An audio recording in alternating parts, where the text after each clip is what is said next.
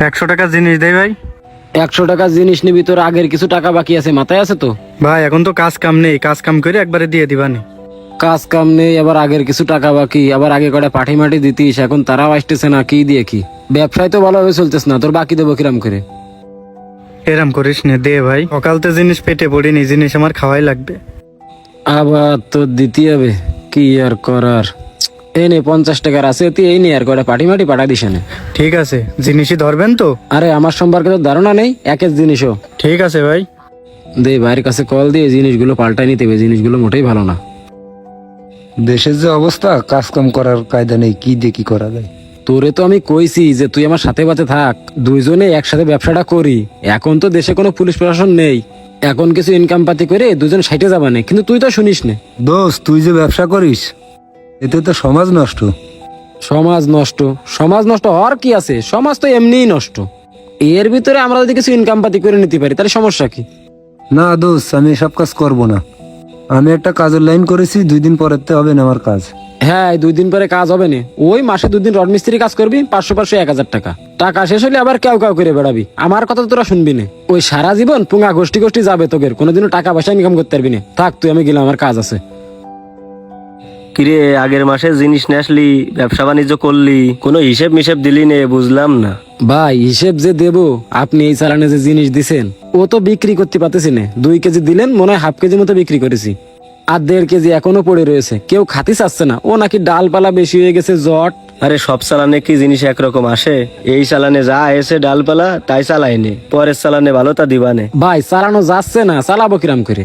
এখন মানুষ বুঝে গেছে, এখন হাতে দিলেই বুঝে ফেলাচ্ছে কোনটা অরিজিনাল কোনটা ডুপ্লিকেট। ব্যবসা করার কায়দা নেই। এই জিনিসটা এসে চিটাগাংতে, এই জিনিসটা বেশি ভালো না, আমিও জানি। এই চালানটা কোনোভাবে পার কর, পরে কুষ্টিয়াতে ভালো জিনিস নেসে দিবানে, সেই সময় জমজমায় বেচছে না।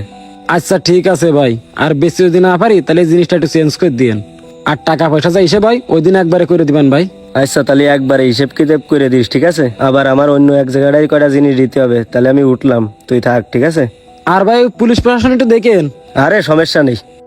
আরে এই চালানের জিনিসটা খারাপ তা তো আমিও জানি, কোনোভাবে ম্যানেজ করে খাতি লাগ, পরের চালানে তোকে ভালো ভালো জিনিস দিবানে, কোনো সমস্যা হবে না। ভাই কি হয়েছে ভাই 50 টাকার মতন জিনিস দেওয়া যাবে না? কিরকম হলো এই জিনিস আসছে কেন? 50 টাকা জিনিস নে তুই কি করবি? আমি কি করব, খাবো। আর শুনলাম আপনার কাছে নাকি ভালো জিনিস পাওয়া যায়, তাই আপনার কাছে আসলাম। তুই যে আমার কাছে জিনিস নিতে আইছিস, তুই আমারে ভালো করে চিনিস? তোর ভাই 24 ঘন্টা থাকে আমার সাথে, তুই কোন বিবেকে আমার কাছে জিনিস নিতে আসলি? এখানে বিবেকের কি আছে? আপনি বিক্রি করেন, আমি কিনবো, আমি টাকা দেবো, আপনি জিনিস দেবেন। ব্যবসার ক্ষেত্রে তো আর ভাইটাই দেখে না, আপনি বিক্রি করেন, আমি কিনতে আইছি। আচ্ছা ঠিক আছে, কি আর করার, আইছিস যখন এই নে ধর। ভাই জিনিস ভালো তো?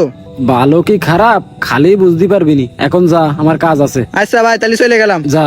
আর তোরে যে কথা করছিলাম, এই চালানে একটু খারাপ জিনিস আইছে, কোনোভাবে ম্যানেজ কর, পরের চালানে তোর ভালো জিনিস দিয়ে দিবে না, কোনো সমস্যা হবে না।